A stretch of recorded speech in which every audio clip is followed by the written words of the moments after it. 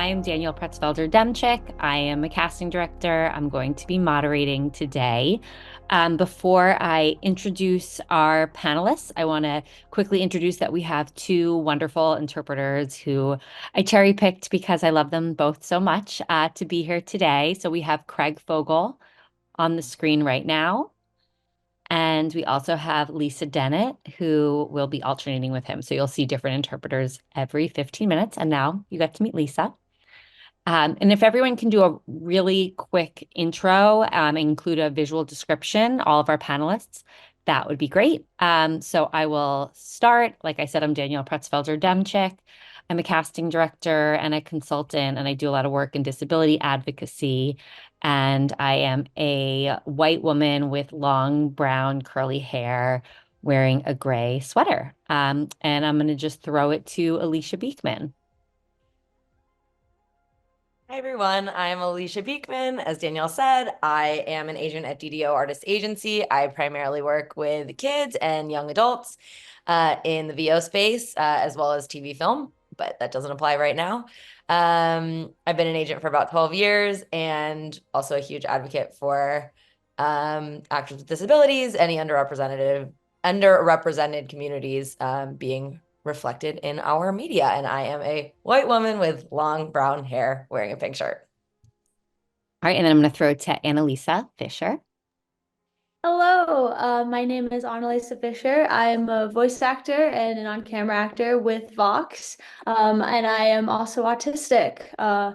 I am just really happy to be here and be able to give back to a community that means a lot to me. And I'm a non-binary person who was assigned female at birth with short blonde hair and black glasses. Perfect. I'm going to throw it next to Kellen Goff. Hello, I'm Kellen Goff. I am a voice actor with CESD. I am very autistic as well. And this is very near and dear to my heart as well, because acting has really helped me come out of my shell and find my place in this world. So happy to have the opportunity to maybe help others with that. And I am a white male with brown hair and kind of a stubby beard and a black shirt. Awesome. Next, I'm going to send it over to Kristen. Hi, everyone. I'm Kristen Paiva. I am a casting director, voice director, and coach. I have been in the business for a little over 19 years and a casting director for a little over 12 now. Very excited to be here. I am a mixed Hispanic woman, queer, ADHD, wearing a black shirt with flowers on it. Excited to be here. Thank you. I'm going to throw it over to Lynn Ann. Hi, everyone. I'm Lynn Ann Zager. I'm a voice actor and casting director and ADR voiceover for kids. I've been in the business over 40 years, starting out at Hanna-Barbera Studios as the talent coordinator and also as an actor. And I'm so happy to be here. I work with young people from ages 8 and up, all different kinds of kids in every aspect. And I've loved that in the last year or two, I've been working with neurodiverse kids and young adults through the Ed Asner Center and also as a private coach and casting director. So happy to be here. Thank you for asking me. Oh, and I am a white woman with red hair and I'm wearing a pink blouse. I'm going to throw it to Michaela Hicks. Hi, I'm Michaela Hicks. I'm an agent with Vox. I have been with Vox for just over 5 years. I've been an agent for 20 years. I am working remotely.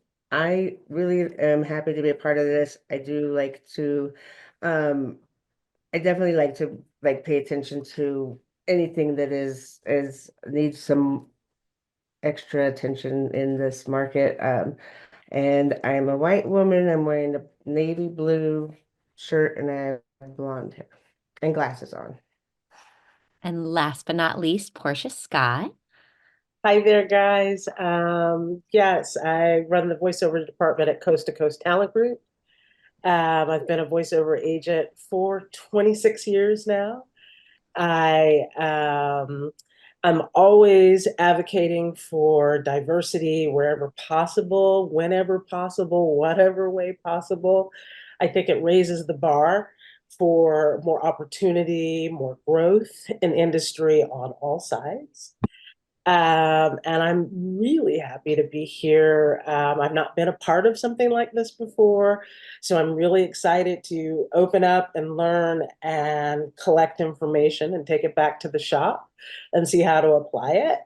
I am a Black woman with twist hair that's gray to blonde, and I'm currently wearing glasses.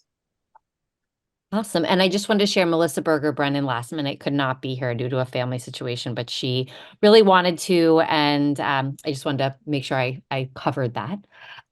So just a few really quick things. We're going to talk really about more nuanced questions in voiceover here, less so about like how to get started in voiceover.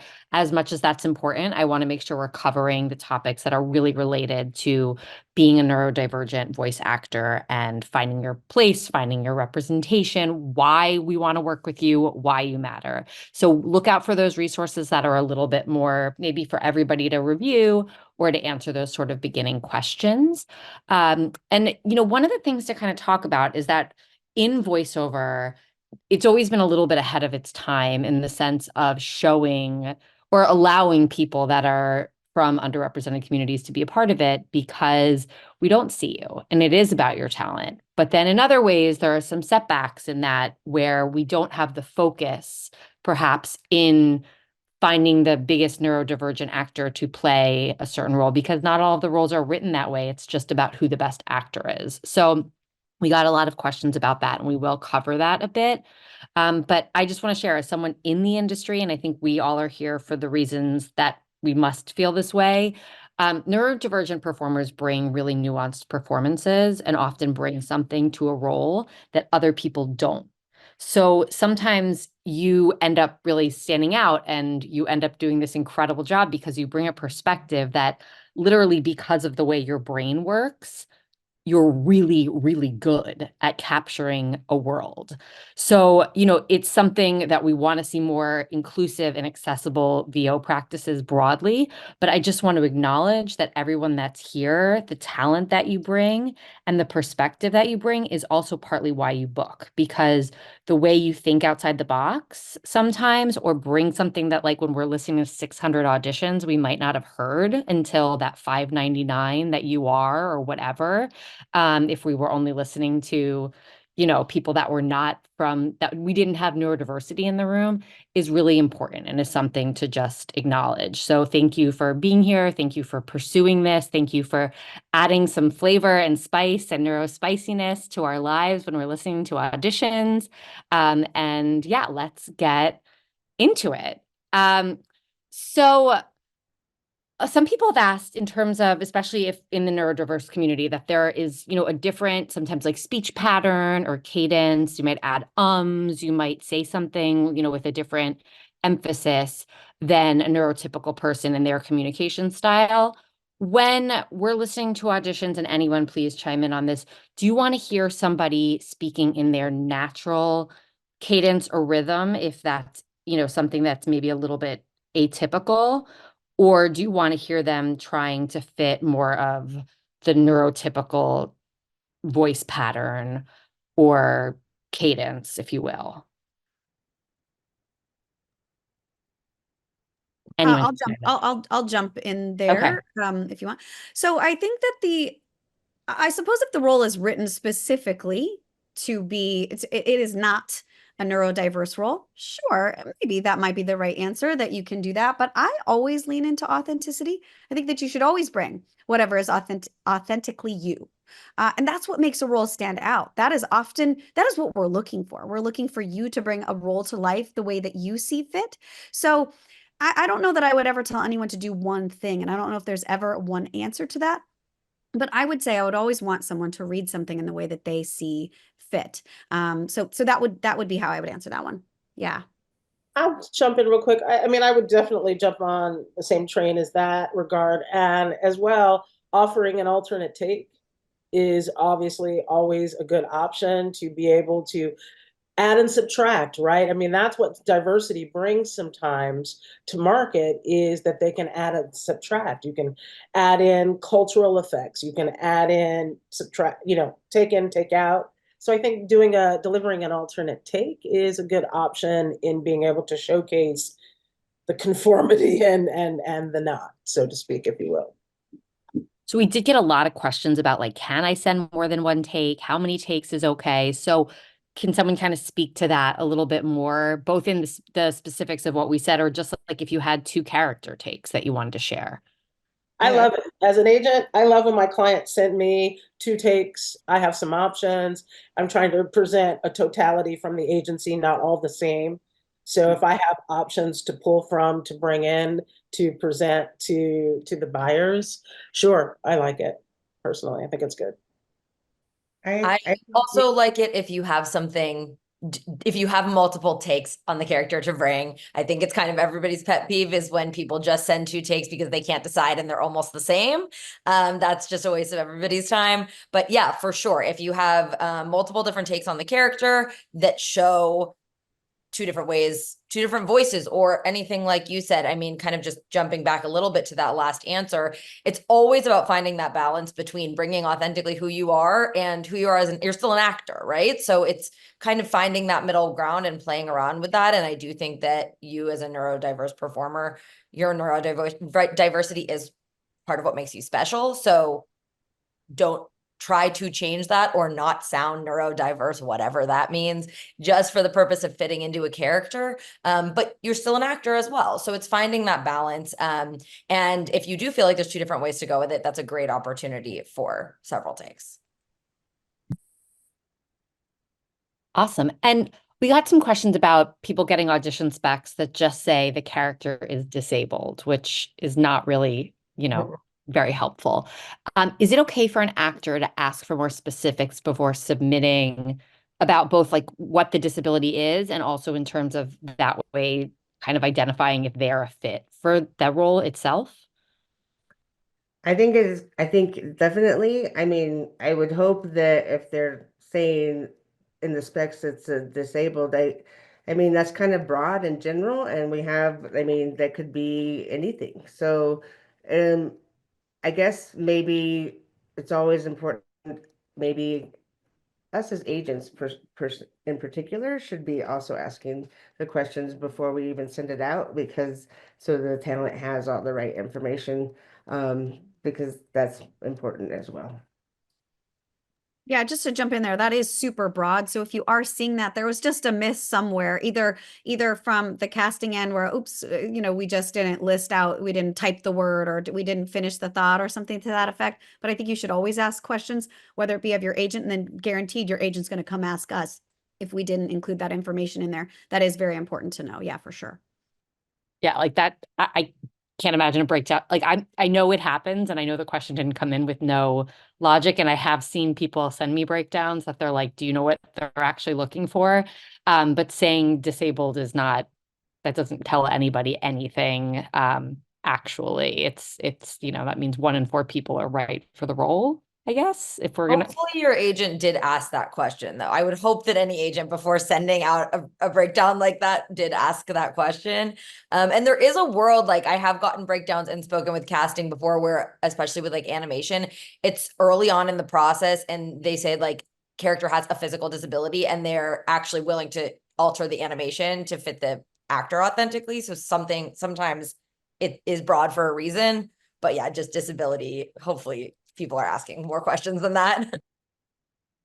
And I got a lot of questions about asking for clearer directions, that many neurodivergent actors have, concerns regarding getting clearer directions. So I'd love for Kellen and Annalisa, if you could weigh in, like, how have you advocated when you've needed clearer directions? Or do you have a method when you do get sort of unclear directions to maybe bullet them out for yourself? Like, what do you do? Well, it kind of depends on where you are in the process. If it's an audition, I am used to, as an actor now, just kind of understanding that it's going to be my interpretation of it. And sometimes, like, people have said, I've gotten back, like, honestly, you interpret things in a way no one else does. I'm like, well, that's the way my brain works. In the booth, however, there are a lot of things you can do. If you're going in for a role that is neurodivergent, it's the best thing in the whole world, because then at that point the director has done some research. And I remember recording on Craig of the Creek, and our lovely director Ben had given me this really long explanation for a line, and then he stopped and he went, "Does that make sense?" And for the first time in my whole career, I had the courage to look him dead in the eye and go, "No." I have no idea what you're trying to tell me. And he took it, he nodded, and he went, "Okay, let me try that again." He found a different way into it. I never like to advocate for line reads, but there have been times in a session where they've tried to explain something to me 3 times. I usually give it an A, B, and a C for them. And if I'm still not getting it, I will go, "Can you give me an example?" And then they will read it in a way, and I'll go, "Oh, I get it now. Okay." And then I can go into it. I think it's just understanding that when you're in the booth, it's a collaboration. So if you're not getting something, it's okay. And the time is money in this business. So the faster you can get from "I'm not trying to waste anyone's time" and just say, "No, I don't understand," or "Can you try explaining it another way?" And then the third thing being, "Can you give me an example of how someone might read this line?" And maybe someone would then give you something super sassy or like really downtrodden or whatever. And then your brain is able to parse it. When you're auditioning, if the line doesn't have direction, do whatever you want. Make it your own. I have many, many times done an audition that when you get in the booth, they're like, "That's not what we wanted at all." But they are also acknowledging of, "You had no idea that that's what we wanted." And they'll like play your reference back, and you're like, "Wow, this is very different." But what they, as everyone has said, what they liked is the acting and what you brought to it. So just do your best and make a clear choice, no matter what that choice is. Even if you think it might be wrong, who cares? If you don't know, you don't know. Awesome. Kellen, anything to add? I mean, that covered most of it. That was awesome. Annalise is always on point with that. The only thing I would say personally is if they are struggling, the director or whoever is, in the on the other side of the window is struggling to try and figure out how to convey it to you, which doesn't happen often. Usually directors are very on point with that kind of thing. But I've found that suggesting what I might be thinking they're trying to say helps them sort of pinpoint it down, if not them just say, "Yes, exactly, that's it." Like making like I'll make allusions to popular media, like, "Oh, so Steve Buscemi in Boardwalk Empire," or something like that. He's like, "Yes, yes, exactly like that." Yeah, just comparison, but really just whatever way your neurodivergent brain, your beautiful neurodivergent brain works to get there. Like Annalisa said, it's a collaboration, so I don't think there are any stupid questions. I think you just you keep asking until you get there, or settle, depending on if time allows. But yeah. Danielle, do you mind Awesome. if I jump in on that really quickly? Please. No, please. Yes. I just wanted to say, as a voice director on the other side of that, please know that it is our job to adjust for every single talent. We really should be adjusting our directing style to fit each and every one of you that steps behind that booth. And, I'm the first to say, like, sometimes my notes don't make sense. I joke that it's like charades. So I think the important key there is, though, that never feel afraid to ask a question, right? You've earned your spot there, so ask and convey. That's not working. And it's then our job to make sure that it works for each person that steps behind the booth. It doesn't matter, where you're coming from or what you're getting or what you're not. Just make sure you ask the questions. So to the agents in the room, some of it I think is there are sometimes actors that are a little bit afraid to ask you to clarify because you're just getting the directions from us, which it's a game of telephone to a certain degree. If somebody needs directions given a different way, whether that's like, "I do better with 1, 2, 3 or bullet points," or having it in the body of an email versus an attachment? Like, is it okay to ask for those sorts of adjustments of your agent?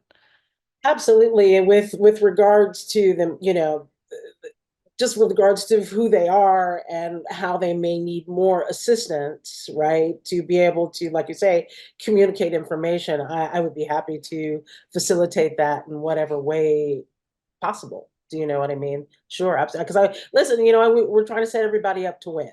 So whatever it takes, we're happy to, provide what's needed. Sure. I think that's a really good point, and I just want to make sure everyone kind of like takes that in. Like when you ask for directions a different way because that's how you're going to book and that's how you're going to do your best work, that's the best thing you can do. Like I would much prefer that somebody ask me that and then I don't have to release, something for another round or do whatever it is. So often if it's not working for you, it's probably also not working for somebody else. Like don't feel like the cog in the wheel. Like, if anything, you're probably pointing something out that's just going to make our process more effective and move better. So, it is a really positive thing, and never be afraid to ask for something differently, or if you don't understand. And in terms of written audition instructions, I mean, sometimes they can be really confusing, right? Especially when you have those like animation auditions that have singing and musical tracks and all these different things. And I know all of us agents and casting directors, we spend so much time trying to get the information to you as clearly as we possibly can and with a lot of highlighting and bolding and we want it to be clear. But if it's not coming out clear and there's something we can do to adjust, please, I would love ideas to simplify anything that I'm doing, and I'm sure everybody here feels the same way. So sometimes it can be a lot of information and we want it to be as clear as possible. Amazing. We also got a lot of questions about disclosing or self-identifying. So I definitely want to talk about that a bit. When should an actor self-identify, or a rep on an actor's behalf identify to casting? When is the right time? Is there a right time? Do you have to? Should you? I think it's a hard question to really answer, just kind of because it's a case by case basis, I feel like. I mean, I will say I would say majority of the auditions I'm sending out, they might not call for a neurodivergent or anything, like, male or female and then a description. So I don't know that it's necessarily that you have to disclose it. Maybe you want to, be normal, like, or I don't know if that's the right word. Like you just, I think I think it's just really hard to just answer it like black and white. It's a situational. I think if you have a conversation with your agent and talk about it, then it's like, of course, let's see where we can go, and if we need to reach out to casting and just make sure that they're aware. I guess it just depends on where the Yeah, performer is. I think you're right. I think it's a conversation between you and your client, and you come to an agreement how you want to move forward and do business as you do with any of your clients. And sort of, whatever the plan, the vision, and how to promote you, how to talk about you, and ask those kinds of questions. And I think that once we have that, then we just present as it goes. Do you know what I mean? Project by project. And maybe on some projects it's disclosed and maybe on others it's not. It's, you know what I mean? Depending. It's Think our for job to represent you, who you are and how you want to be represented. So for me, it's definitely actor by actor. I rarely will have any reason to disclose it at the point of submitting auditions. Once we do get to either, a live callback or a booking, we absolutely have that conversation, especially if there are any accommodations that will help you be successful in that appointment or in the booth. But it's always going to be a conversation on a case by case basis. So please talk to your reps. We are here for you. Can What I jump? about for? Can I Oh, just jump in for a yes, second in terms of the yes. world of ADR voiceover?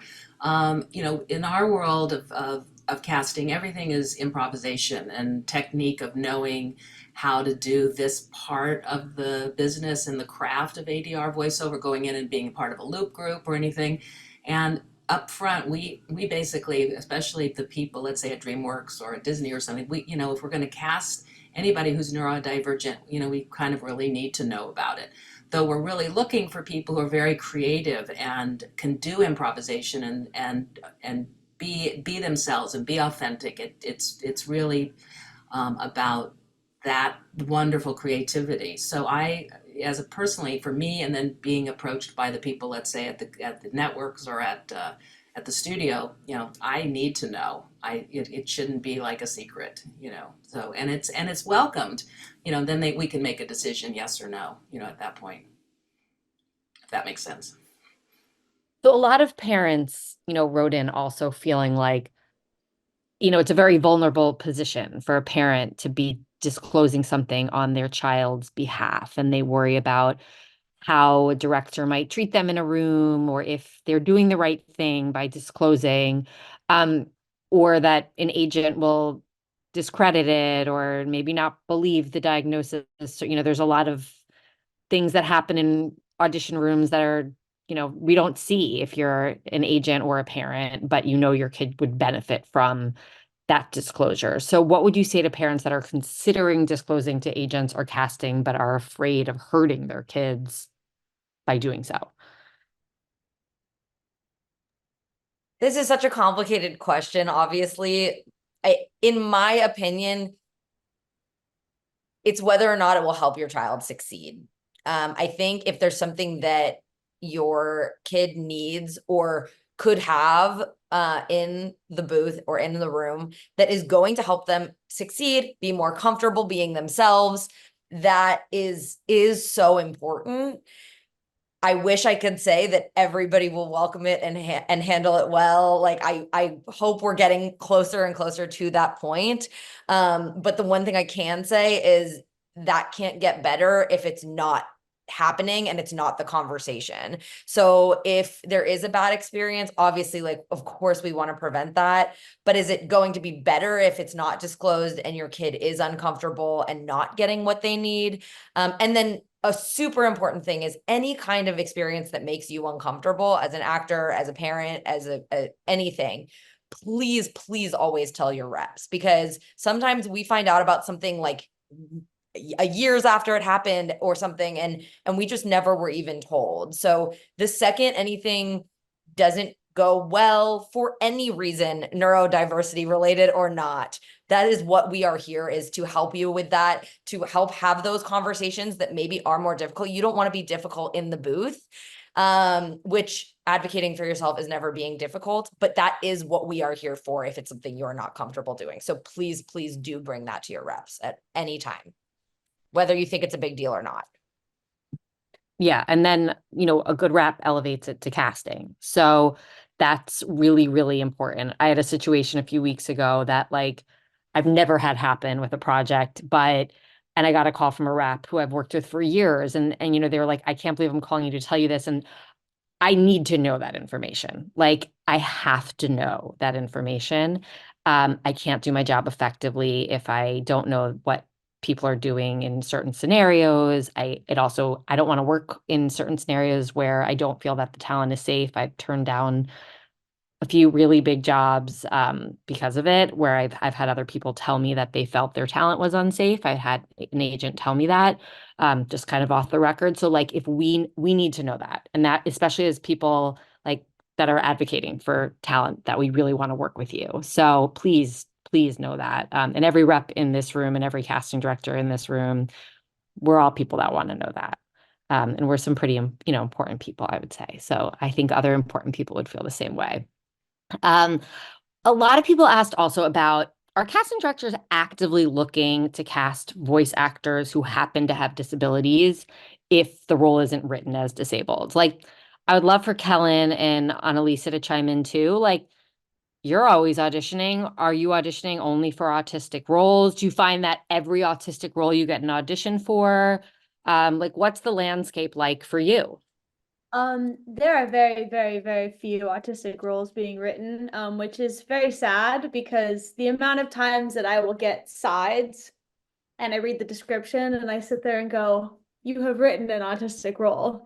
and you are not even going to cast this authentic. Like, a lot of times things with disabilities and neurodivergencies get kind of tokenized. I think especially in children's animation, right? We've got the rambunctious high energy kid who can't focus, and we've got the very organized type A kid who doesn't understand social cues, and yet we're not putting them in a category of like, hey, no one's turning to the writers or the producers and going, hey, you kind of already wrote this, why not cast it more authentically? So more often than not, I'm getting auditions for characters and I'm like, you have clearly written it this way, but you're not willing to cast it this way. I scream every time I get a role, like an autistic role for voiceover project in my inbox. Michaela knows that. I respond to her email immediately and I'm like, I'm so excited. This is so cool, because there's very, very few that ever get written. But because of that, kind of to piggyback off the last question, is that you have to find someone who believes in you. Um, and I say that because we are in a very strange landscape right now where, thank goodness, because there is more representation and there is more, stuff coming out as far as diversity across all aspects, including disability. There are some people out there who want those people on their roster because they want to fill in the gaps and will only use you for those things. I have a few friends on the horror story side of that, where it's like, I don't get to go out unless it's for X, Y, and Z. Um, don't do that. You are more than the one box that people want to put you in. That box that just makes you one part of who you are. If you're an actor and you want to be an actor, you can do this. And find people. Like, I'm so grateful for my team and for Michaela, who see me as more and who are not just sending you out for one thing. It is magical when it happens. It doesn't happen very often. But like everyone has said all this time, it is your brain and it is your interpretation of things that brings these characters to life and that makes fans and people go, wow, this person did an incredible job. I never would have seen this character as this way. That's because of your perspective on the world. Your eloquence is unmatched, my friend. I I guess turning to the other side of it, there are a lot of times when it doesn't even come up, when you're just one of the other actors auditioning, and that's completely fine too. It speaks a lot to um, the removal of and steady degradation of discrimination in this. When back in the 90s, they didn't even know what what autism was. They didn't really. There weren't a lot of there wasn't a lot of help with it. But yeah, a lot of the time I'm auditioning for stuff like I'd say 99% of the time it's stuff that it doesn't matter if you're autistic or not. Like my work on the I play Freddy in Five Nights at Freddy's, and they didn't say autistic or anything for it, but then when I booked it and I started to do it, and then it came out that I was autistic and gay and demisexual, the fan base felt very represented, and that was completely unintentional. So happy little, coincidences like that are, I think, plentiful for the reason that there's little to no discrimination when it comes to that I've found anyway. Awesome. And it kind of speaking to that more, and I know I touched on this a little bit, but what features in terms of voiceover performance do you think are enhanced by casting neurodiverse talent? I know, Linan, you kind of touched upon it a little bit. If you want to, talk about that, same with Kristen, I feel like we touched on it, but is there anything like more concrete or any examples that come to mind? I just know that, and I was working at the Ed Asner Center and I was dealing with I had like about 15 young adults in my class for a good 5, 6 months. They were so wonderful. I mean, I would have cast almost every one of them. I mean, some of them had aides or people who came along with them, and I didn't feel that that was an issue. Um, there are parts of ADR voiceover where people come in one at a time and do a specific character. Let's say like in the Wild Robot, we have specific like possums and things like that. We had, specific characters that people could come in for. But, I just feel like that kind of beauty and uniqueness and creativity was just like unmatched. And they knew so much more than I did in terms of, the world that they live in, as well as like even cultural references. Like somebody, one young man knew everything about the '90s, and then would bring in commercials, and I just felt like, if I had the power, at DreamWorks to actually create my own show or something to do that, that's what I would bring in, because it's just so much more unique and wonderful than, sometimes just, having to say, I would need a quote unquote normal actor who can be kind of off the rails, or just, outside the box. I What think is normal in this business, that's right. though? What's normal? Yeah. But you know what? The studio execs and the people that we deal with in this part of our world, and for me in ADR, they're so rigid in what they're thinking and how they think, how they see things, and that they want to do something in a certain time frame, that they're not necessarily willing to think outside the box right away. And so I think it's my job to say, let's take a risk with this, and I'm willing to be that director, and have fun, and what we may come up with something. And usually the director is is open to that, especially if they get something that's really interesting and unique, and we have fun on top of it. It's then we kind of explore, and it's great. It's not rigid to a script. We don't have a script, so we get to do whatever we want to do. I don't know if that helps, but I think it's growing. I think it's getting better. I think we're opening up the dialogue, especially with a lot of these studio execs, and saying, we can take the time to create something rather than saying, oh, we have only 1 hour to do this, let's say. I'll throw it to you, Kellen? Kristen. Oh, and then I'll throw it to Kristen after Kellen. Yeah, I would say a big strength of people with neurodiversity, at least for a good bit of them, is that we're parents. We are very able to take certain aspects of what we hear and either completely replicate them flawlessly or mix them into something completely new.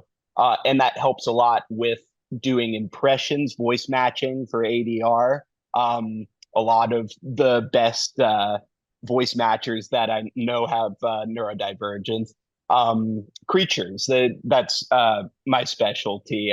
Just listening to the different animals around, and even the different little gross sounds that people might make and they don't even know it, and retooling that into something completely disgusting and otherworldly.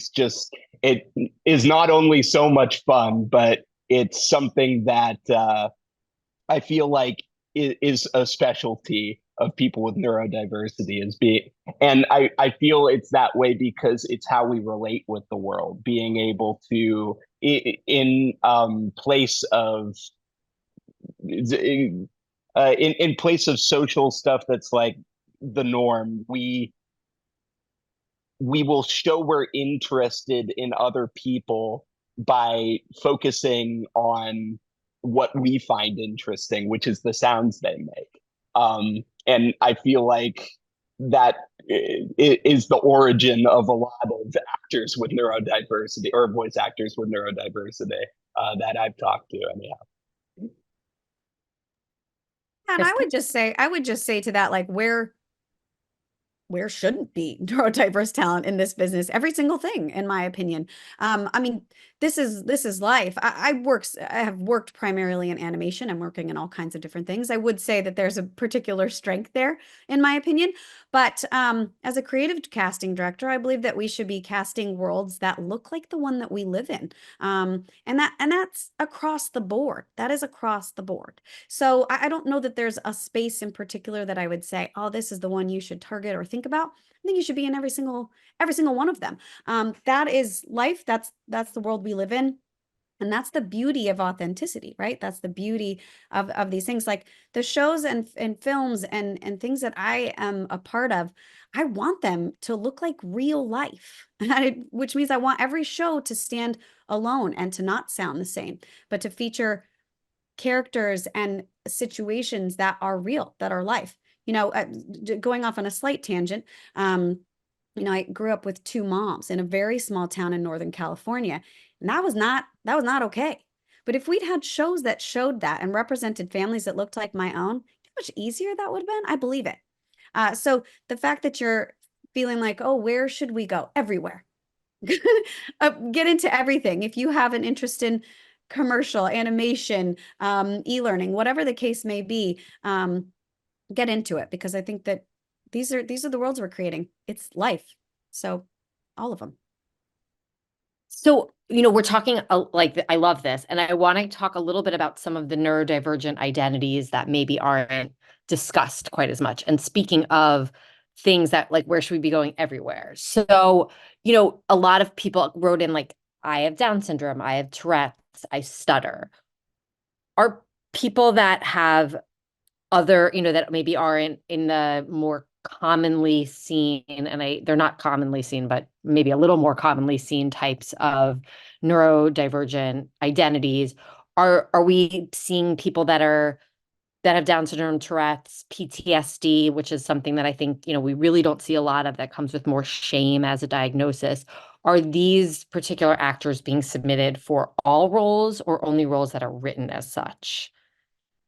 And does casting want to see these actors for all roles, or only roles that are written as such? Depends on the casting spec, I think. I think if the casting spec comes in and allows us the space to submit in those regards, yes. Am I, I'll speak for myself. Am I actively asking on each casting? No. I'll be honest. You know what I mean? I'm not there's so much that comes in. But I think if it's offered and if it says open, and if I have if I have talent, of course, that I've signed, it is my job to bring them opportunities and whatnot. So I think if the casting spec leans itself into it, absolutely, I'm gonna. And if I start seeing more and more of that, I'm like, oh, this is become more. I can definitely find more talent to be able to work with and to support that. I mean, that's the thing, is that you can bring people in, but if you can't bring them as many opportunities, and saying that, and not to say that I'm only going to submit where it says submit, but you know what I mean? I still have to be able to provide opportunities uh, for talent, and ideally it would be in abundance. So I think the answer to that is just if the casting spec is open and it's leaning towards that, if it's very clear and defined in one way, then obviously we can't push that button per se. But it's the same type of conversation that, right, we had when we had civil rights. We can pull the thread all the way through here and opening up those opportunities, like, overall. And it's so exciting as a person of color to be in this space and hearing this, and just like going, yes, this is diversity, like opening up and expanding to what all is possible. And as I was saying earlier, that's what really starts to change the game. It changed the game, maybe where things are written, more opportunities, expanding performance levels. Hearing from performers this afternoon is great, to hear that process and what they do, and it's like inspiring. It's like, oh, there's all of these things that, even as an agent and even a former performer myself, I'm like, wow, there's a whole other world that my headspace doesn't fit in.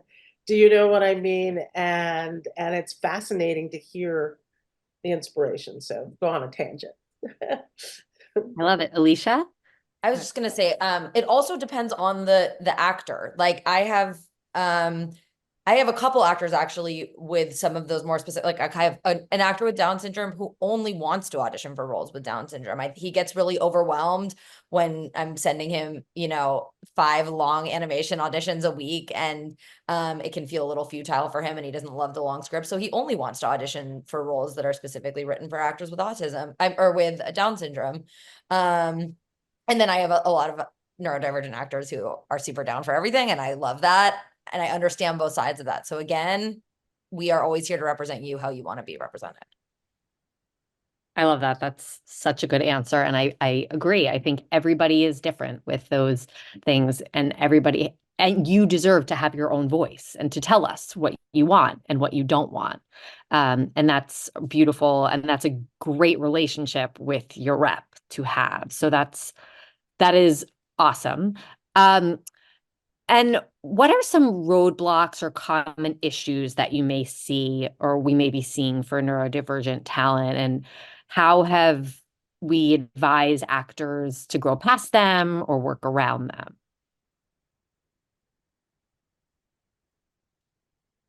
Okay, actually, this is a good chance to. I have a kind of story or an experience to share of something that just happened with a casting process, and I want to share how I handled it. And I'm very curious to the other reps on this panel, the other actors, what your thoughts are on this. And obviously, we're all here always to get better and to learn and everything too. So I had a dubbing house come to me with a dub for a young boy, and they were offering it to one of my clients who has dubbed like 100 projects. He's 10.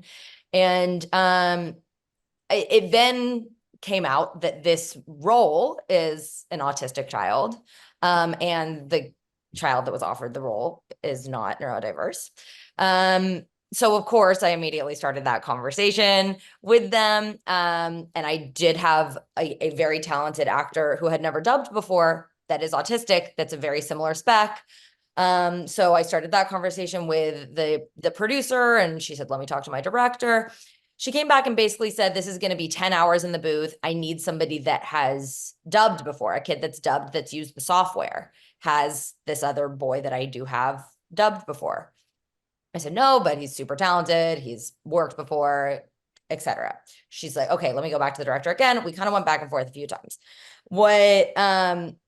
And normally I would just honestly like pass on something like that because that I'm not comfortable with it.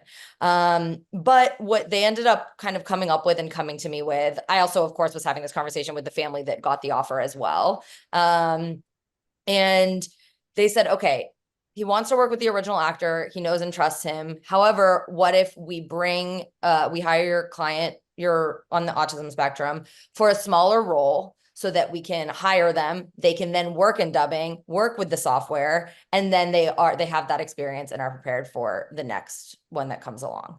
And I kind of spoke with everybody about it, and we did it. So my client that is neurotypical did voice that autistic role. My other client that is autistic voiced a smaller role in the project. And I'm just kind of curious what everybody's thoughts are on that, because I still didn't feel like 100% great about that. No, Alicia, I think it's great. I think it's a win-win. I think that listen, being a person of color, I understand putting someone in a position like that doesn't necessarily represent that. Right. But I also understand the production side. They've got a lot to get through. It's a lot that could put pressure on that person and cause it to not go favorably. But yeah, let's bring them in. Let's get them introduced on a smaller sense so that they have familiarity. I think that you handled that really well. I think that is a good resolution and a win-win. Thank Kristen? you.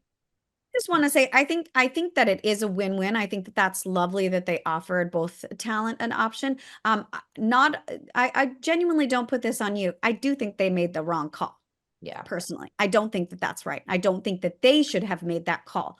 They put that to you guys, and I think you did the best by your talent in that situation. But I believe that that was the wrong call, personally. Yeah, I'd love to hear from you, Annalisa and Kellen, too. Yeah.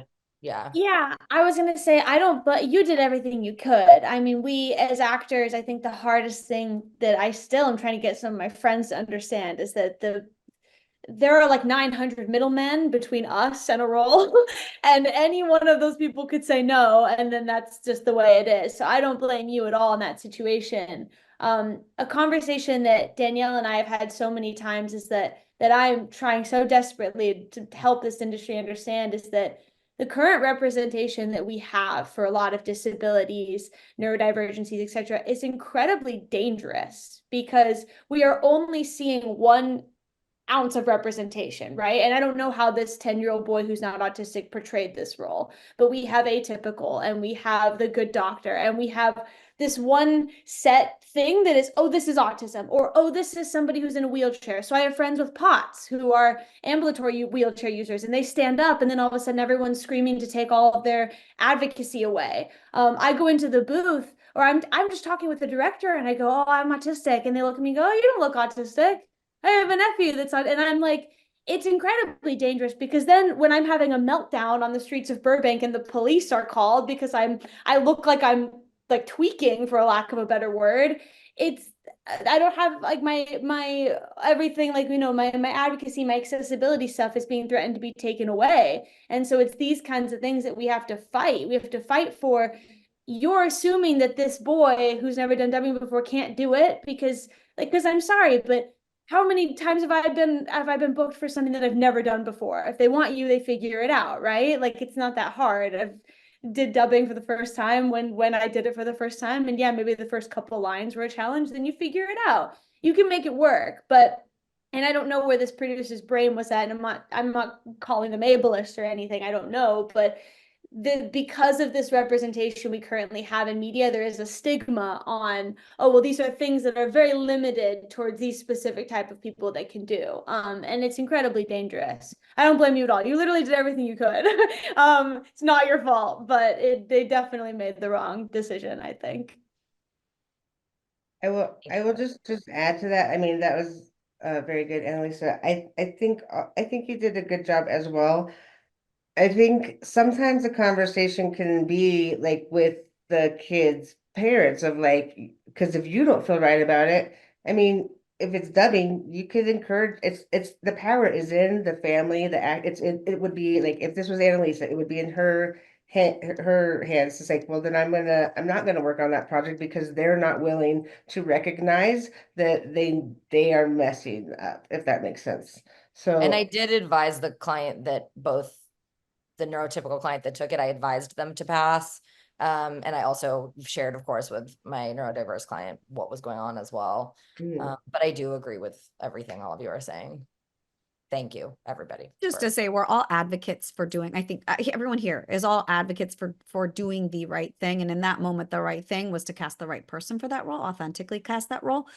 So we're all advocates for it, but please know, like all of us, agents, casting directors, every single one of us, we advocate for these things.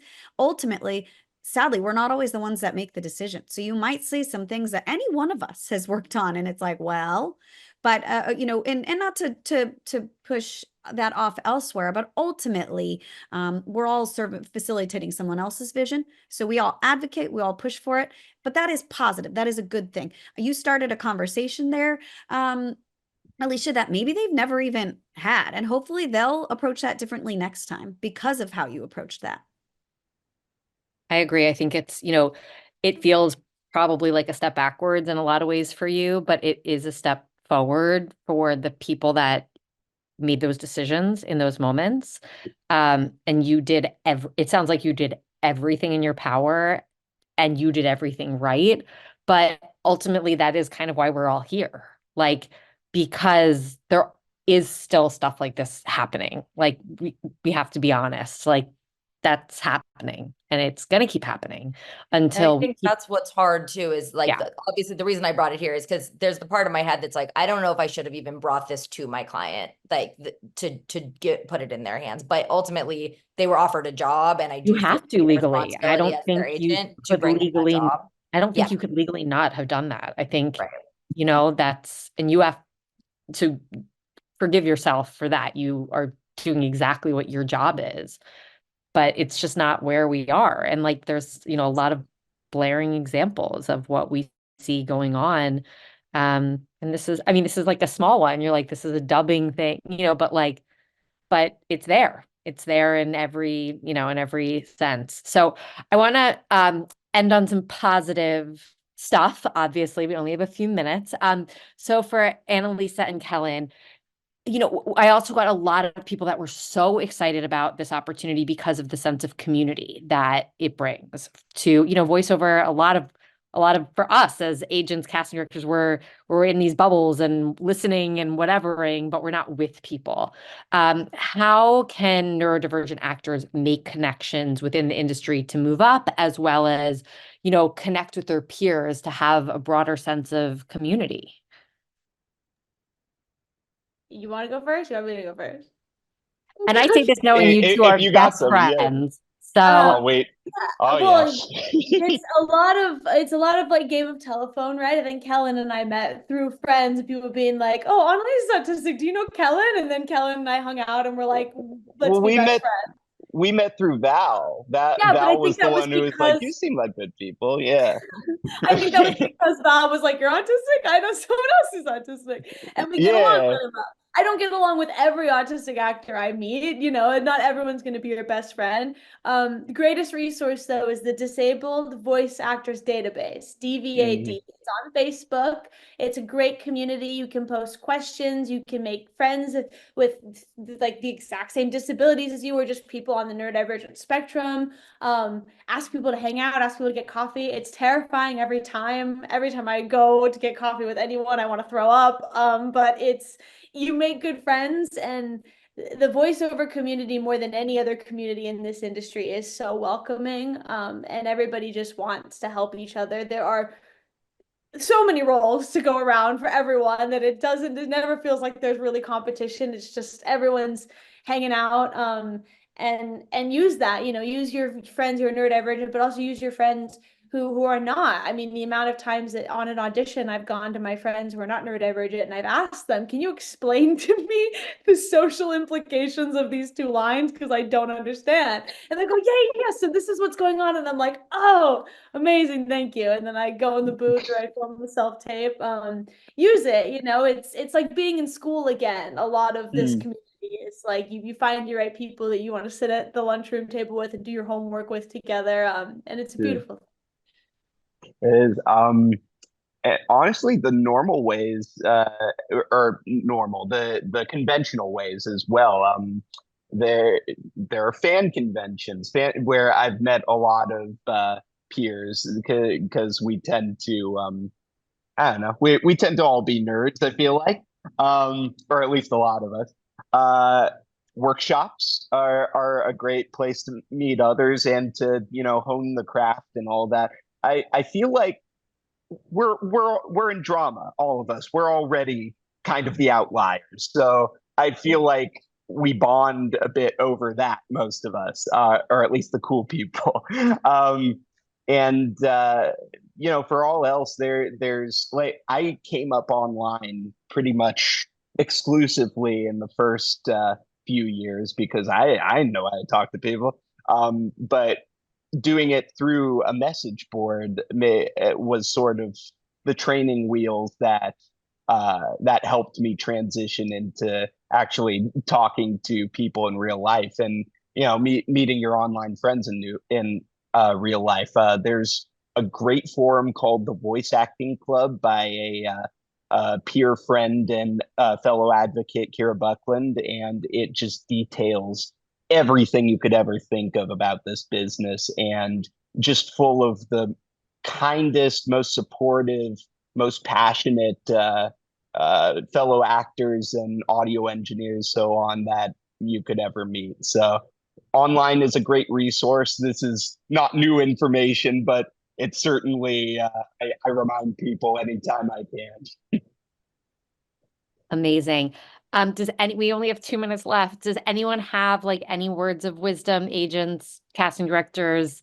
Lynn?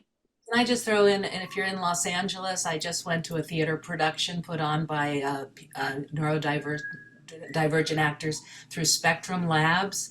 And if you go to Spec Labs, there's the sense of community there was just amazing, and the production was beautiful, and the costumes, and there was music, and there was a band, and everybody, the parents and the young actors were all very connected, and I was extraordinarily impressed. I know a lot of them invited agents to come and see their work. So they have classes, and I just was very impressed by that. So just like to throw that out there, Spectrum Labs in Los Angeles. I think it's in Burbank.